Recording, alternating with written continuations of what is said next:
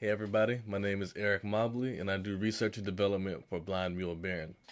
One of the areas that we delve into is home automation and smart homes, which pretty much just means being able to control and see everything inside your house when you're away. So one of the things that we want to do is not only be able to use other people's products to make this happen, but we also want to look into developing our own products. So today we're going to give you a little demonstration on some prototypes that we've come up with.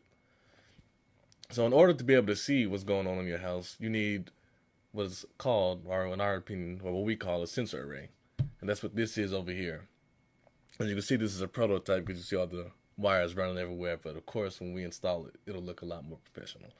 But here we have an accelerometer. So one of the things you want to be able to do is if you, let's say, we're going to put this on a door.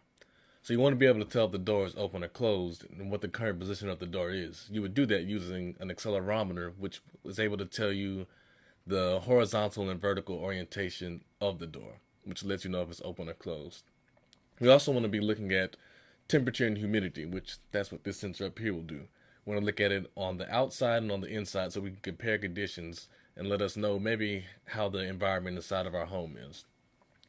We also have a pressure sensor, which will be able to tell us barometric pressure outside, which would be useful for any kind of weather predictions and stuff of that nature.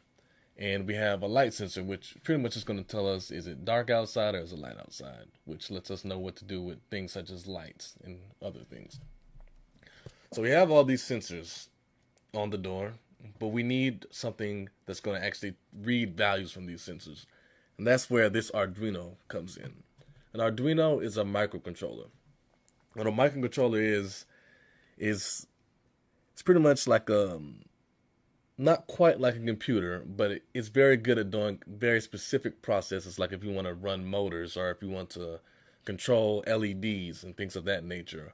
Arduino can do that very well, as it can take both digital and analog inputs and make digital and analog outputs as well. So the Arduino here is reading all these sensor values. But how does that help us as far as being able to actually see and control what's going on in our homes? Quite frankly, it doesn't. So that's why we need something else. We need what's called a microprocessor, which is essentially a mini computer that has all the functionalities of, let's say, this laptop here, but it comes in a lot smaller and compact form, and you can customize it to do what you want it to do. Our microprocessor that we're using for now is the Raspberry Pi, as it's open source and it's very easy to get accustomed to. So as you can see here, I have this monitor here that we're showing is connected to the Raspberry Pi. It's the video output from this Pi.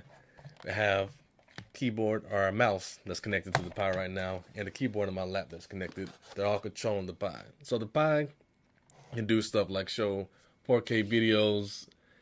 You can program it to where it will create CSV files for you. I mean, anything that your computer can do, you can set your Pi up to do. So what this is doing in our particular application is it's taking this data that we're collecting over here from the Arduino, and it's actually storing it. And it's actually going to be what we can use to be able to see what's going on in our home and be able to tell our home what to do. So how is it doing this? We got some Python code. Python is a programming language. It's very easy to use, open source language that's heavily supported. So if you're looking for a language to use, that's the one you should probably go with for this kind of application. So as you can see over here on the monitor over here, I have my Python code. I'm not going to go into it today, but as you can see, we've developed some stuff to use. So what it's doing is it's just taking the data and it's putting it inside of a CSV file so that we can view the data later. So I'm going to run this program now so that you can see the data coming in from the Arduino. So we have a program to where it'll take about 10 seconds before the data actually starts coming in to give both the microcontroller and the microprocessor time to get accustomed to communicating with each other as they're using what's called serial communication. So in a minute here, you'll see this start popping up. And as you can see, we get a message saying that data has been logged, and then it shows us the data that has actually been logged. And in a second here, I'll pull up the CSV file so you can see what each of these values is, but they essentially correspond to the accelerometer values, the temperature, humidity values, the pressure, and the light values. So I'm going to stop this program now and then pull up our CSV file. LibreOffice is the Raspberry Pi version of Microsoft Office Excel. So as you can see here, we are currently logging the time. We're logging what the x-axis value is from the accelerometer, the y-axis value, the z-axis value, the temperature and humidity, the pressure, and the light. So as you can see here, as we scroll down, it's been logging data every time we run the program. So if we keep scrolling down all the way down, we'll get to the values that we just got today, which is January the 6th, 2019. So these are the values that we've been logging today, so that we'll be able to see them ourselves. If you're not at home, you can see what your house was doing when you're not there, essentially. So over here, we want to be able to control devices remotely as well. So what we have here is very basic setup. It's a LED, and we've set it up using a